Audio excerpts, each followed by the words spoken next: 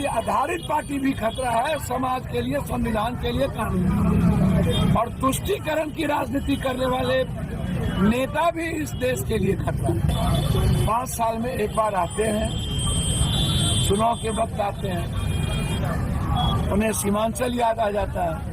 5 साल में सीमांचल नहीं याद आता है। इस महाशय को आपने सुना और आप लोग जानते ही है, ये पूर्णिया से निर्दलीय विधायक पप्पू यादव जी है। जी हाँ, आखिर इनकी चर्चा मैं क्यों कर रहा हूँ, बात समझनी है तो पूरी खबर देखनी होगी। हाय, आदाब, सलाम, नमस्कार, सत श्री अकाल। मैं रोशन कुशवाहा और आप देख रहे हैं times of Sitamarhi. Times of Sitamarhi में आपका स्वागत है।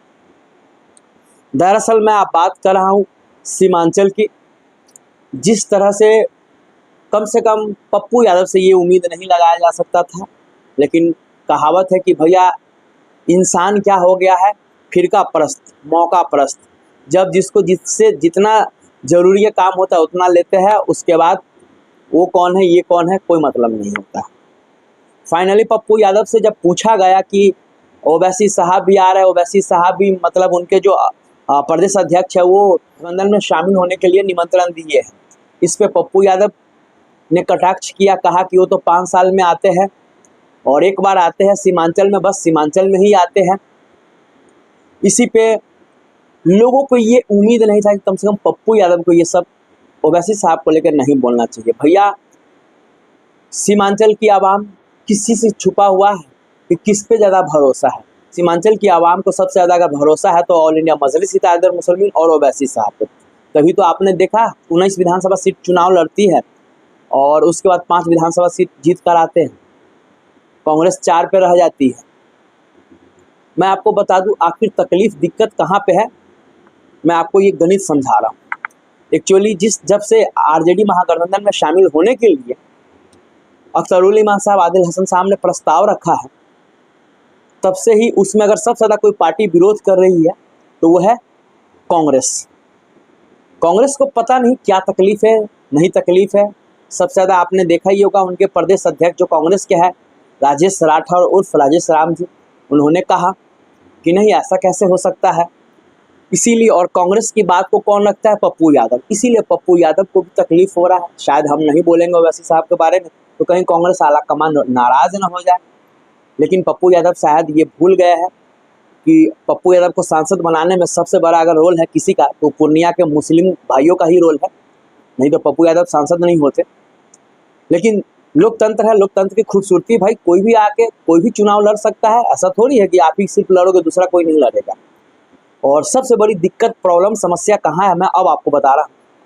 क्यों आखिर पप्पू यादव ने कहा कि 5 साल में एक बार आते हो वैसी, और नाम ज़्यादा नहीं ले रहा है लेकिन घुमा फिरा के उन्हीं पे कटाक्ष कर रहे हैं।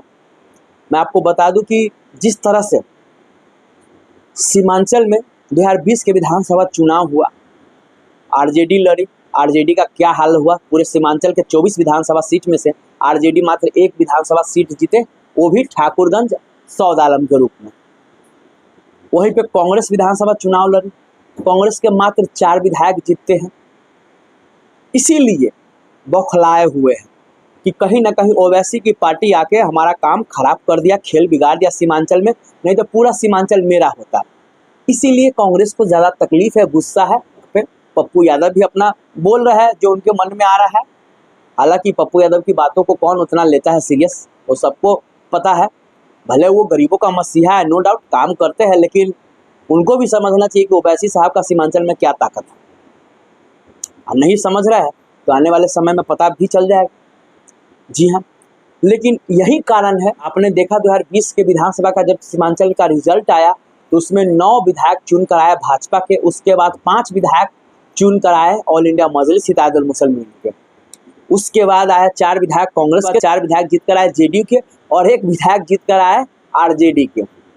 इसीलिए कहीं ना कहीं कांग्रेस को सबसे बड़ा तकलीफ और दर्द लग रहा है ये कि अगर गठबंधन में ऑल इंडिया मजलिस को हम शामिल कर लेंगे तो शायद खेल हमारा बिगड़ जाएगा और सीमांचल में ऑल इंडिया मजलिस इत्तेहादुल मुस्लिमीन छा जाएगी, क्योंकि आरजेडी का तो कोई जनाधार है नहीं और जो भी जनाधार एक बचा हुआ ठाकुरगंज इस बार वो भी समाप्त होने वाली है।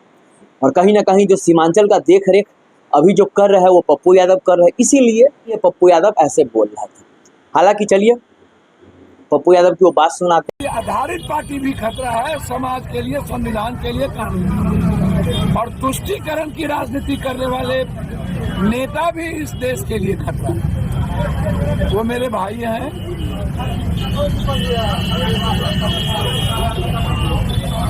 5 साल में एक बार आते हैं, चुनाव के वक्त आते हैं, उन्हें सीमांचल याद आ जाता है।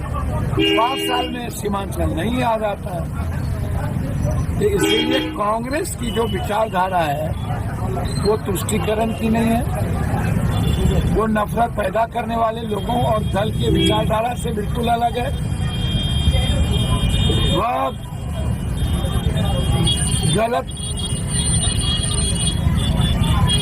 दल की राजनीति जो समाज में नफरत पैदा करता है, समाज को तोड़ता है, वर्गीकरण करता है, बांटता है, उसके खिलाफ कांग्रेस हमेशा है। कांग्रेस विकास की बात करता है, कांग्रेस संविधान की बात करता है, कांग्रेस कानून की बात करता है, कांग्रेस सभी गरीबों की बात करता है। आप इंदिरा गांधी के समय में देखिए, नेहरू जी के समय में, लाल बहादुर शास्त्री के समय में देखिए, राजीव गांधी की ऑल ऑफ जो कंप्यूटर का युग आया वह सबके लिए आया। जब हम बात करते थे दलित की, माइनॉरिटीज की, कांग्रेस हमेशा सबको लेके चली है। तो सबको लेके चलने वाली पार्टी ही गठबंधन का आधार कांग्रेस के साथ हो। तो आपने देखा पप्पू यादव जो भी मन में आता है बोल देते हैं, ऐसा कुछ नहीं है। लेकिन जिस तरह से सीमांचल के बाहर अब तिरहुत में, जी हाँ दरभंगा में, उसके बाद पूर्वी चंपारण में आप देख रहे हैं ऑल इंडिया मजलिस इत्तेहादुल मुस्लिमीन का दबदबा बढ़ा है। इससे तो साफ संकेत मिल रहा है कि भैया इस बार ऑल इंडिया मजलिस इत्तेहादुल मुस्लिमीन अकेले भी चुनाव लड़ेगी तो भी इतना तो तय है 10+ सीट आएगी जीतकर। अगर आरजेडी महागठबंधन में आ रहा है तो और अच्छी बात है, गठबंधन ले रही है तो बहुत अच्छी बात है, नहीं ले रही है तो कहीं ना कहीं भले एग्जिट पोल सर्वे जो बताए भारी तो पड़ेगा को। खैर, जिस तरह से जो पप्पू यादव ने कहा है ऑल इंडिया मजलिस इत्तेहादुल मुस्लिमीन को लेकर, ओवैसी साहब को लेकर, उस पर आपका क्या प्रतिक्रिया है, सो प्लीज आप लोग कमेंट करके जरूर बताएं। तब तक के लिए बाय बाय, टेक केयर, देखते रहिए टाइम्स ऑफ सीतामढ़ी।